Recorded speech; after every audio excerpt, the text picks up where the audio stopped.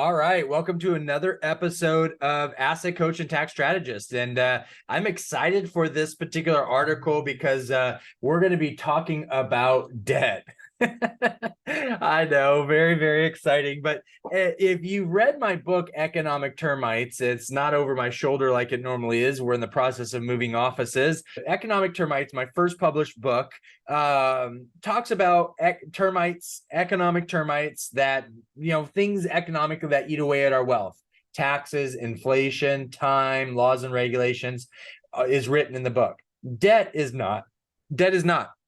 And the reason why debt is not is that what kind of debt are we talking about, right? I mean, it's actually a pretty big topic because is it personal debt, liability debt, or is it business debt, growth debt? It's looked differently. The banks look at personal and business debt differently. As a business owner, I can't tell you how much I get on a daily basis of banks, finance companies of different varieties trying to lend me money, but I don't get that personally, right? Now, what's that mean?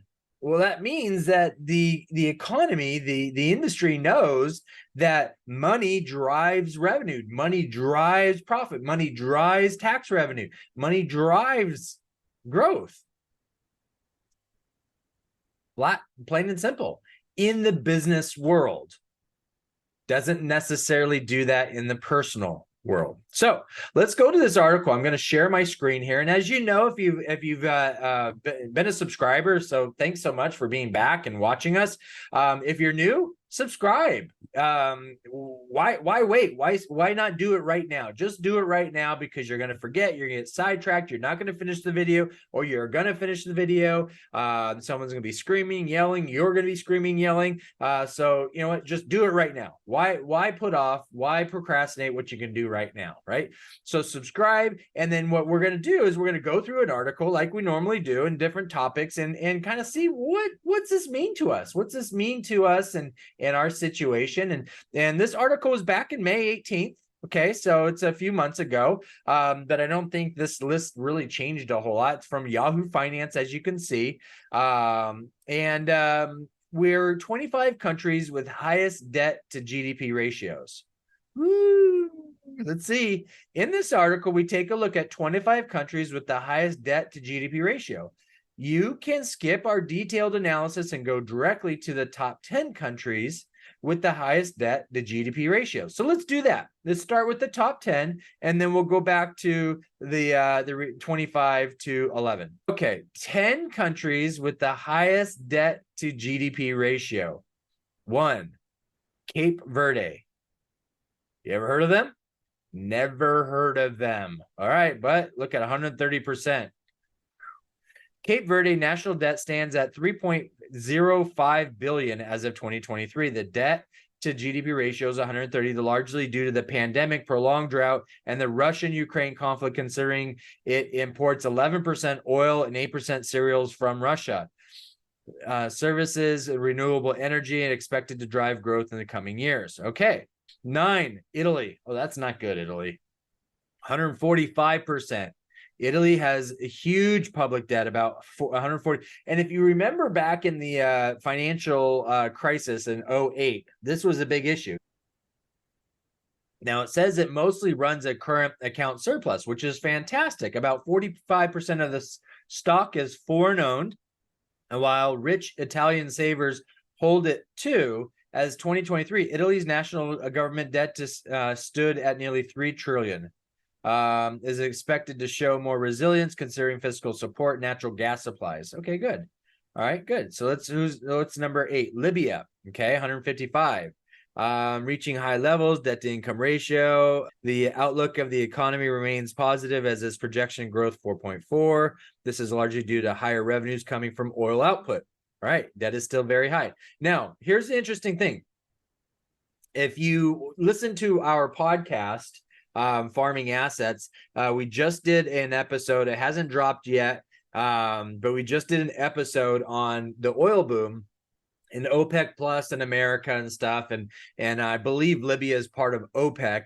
So they make their money off of oil. So good for them. And the more we can produce, the less we're relying on them. So let's go to the next one.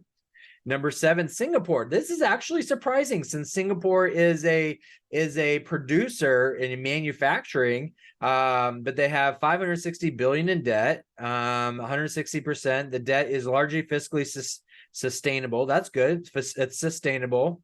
Saving bonds for spending, borrowing proceeds are invested, which means the country has strong asset to zero, no debt, net debt rate. Well, that's good. So, well, and I think more and more manufacturing is in certain aspects of the mercantile textiles is going to Singapore. So that will probably drive it. And I would imagine some of this debt, like it says, is invested into building the economy there. So that's good. Okay, that's positive.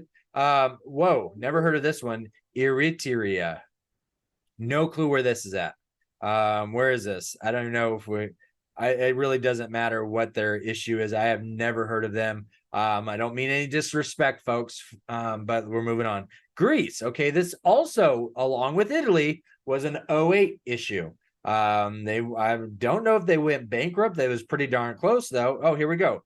The country's debt to GDP ratio began skyrocketing in the financial crisis of 2008, deteriorating further due to structural economic weaknesses and lack of flexibility in their monetary policy. However, recent years have seen primary balances improve. Well, that's good. It's been improved. And I would imagine because there's a lot of tourism in Greece, I would imagine the pandemic really affect them. They're probably crawling out of that now, which is good. Lebanon. All right. Let's see here. Also, really not a whole lot. Also, oil is the majority. That doesn't say here, but I know that a lot of their revenue is oil and drugs. So, but they don't calculate illegal drugs as part of an economic growth. Oh, 4 was Lebanon. Sudan. Okay, poor economic policies, years of conflicts. Sure, that's conflicts and leadership in Sudan. I would imagine that sanctions are some of the reasons for plunging Sudan into debt. Yeah, because a lot of the conflicts and what they were doing. 2021 saw the IMF and World Bank approving Sudan's eligibility for debt relief. That's good. So it looks like they're up on the uptick. So that's good. That's what you want to see. Venezuela, I'm not surprised by this. One of the top most countries, the external public debt. Venezuela has some serious issues. An oil country as well, but they're just bad leadership. The number 1 is Japan, which is interesting because Japan economically has recently has been doing really good. And if you're a Warren Buffett follower, Warren Buffett has invested a ton of money in Japanese companies of late. And so they spent the 80s, they were doing great, but the 90s to 2000s, they were really having a hard time. You have an aging population. They still have a large population, but they have an aging population. They had a brain trust drain. A lot of their brain trust came to the U.S. But they're one of our number 1 allies. They're a huge ally of ours and an economic partner. So I see them coming out of this. But I do see it taking some time. Let's see here. Yeah, so I do see it taking some time, them getting out. I actually am surprised by this, but now that I see it and think about it, not so much. But now let's go back to the top 25. Okay, let's go through this and look at all these currencies. Money. Okay, methodology. To compile a list of 25 countries with the highest debt to GDP ratio, we have used statistics from Trading Economics. Countries were then listed in ascending order of high to GDP ratio, and there's 25. Okay, Bahamas at 95.6. Okay, I would imagine, a tourist is their main drive, and I would imagine with the pandemic that was an issue. United Kingdom at 101. Okay. Has been taking quite a bit hard, but I think with England, I don't see English debt being that big of a deal for the English economy. There's a whole host of reasons, and maybe one of these days we'll do a a podcast or a series on just the United Kingdom, and there's some great YouTube history videos on them. But anyways, all right, 23. Mozambique. I love that word, Mozambique. Let's see here. Standing at 16 billion, not that big of a deal. There's a handful of billionaires that could probably wipe their debt away and all of a sudden become the owner of Mozambique. Let's see here. Underway, accelerating economy growth. Doesn't really show what they're but my guessing some natural resources, probably some oil. Number 22 is Belgium.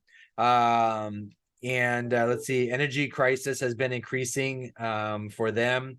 Public debt, they somewhat of a socialistic type structure. France, not a surprise here.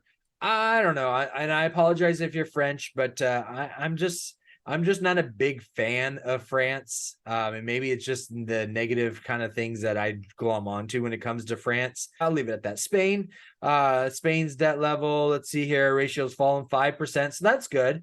Was that 118? Now it's 113. That's a big deal.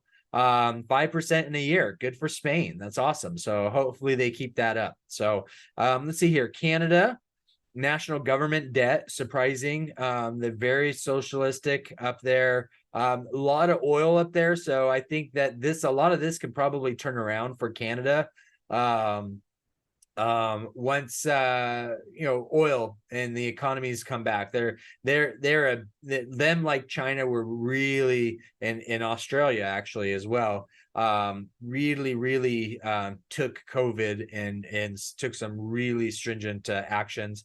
18 Sri Lanka. 17's Portugal. So a lot of European countries in this, which is really tough as a region for Europe. Cuba, that's not surprising. Let's see here. Bahrain, not surprising. Zambia, also not surprising. Suriname, I've never heard of them. I don't know where they're at. Maybe the Southeast Asia, maybe sounds, or maybe it's African. Bhutan, I've never heard of them either. Number 11, United States. So we didn't crack the top 10, but we're at 129% debt that is larger. A debt ceiling that went to 31 trillion, so largest in the world. I think the biggest problem is just the amount of money we printed over the last few years. Which I think is astronomical. It's ridiculous. I know we're trying to reel from that now. But I don't know. I think that's ridiculous. But some surprising names on there, some non-surprising names, a lot of European countries, which in 2008, that's when we really started hearing a lot about the issues with some of the European countries. And a lot of countries I've never heard of. And which is somewhat of a concern for me. If you're a country that, now it doesn't mean that they shouldn't exist as a country, because Bob Wolf, hasn't heard of them sitting here in America.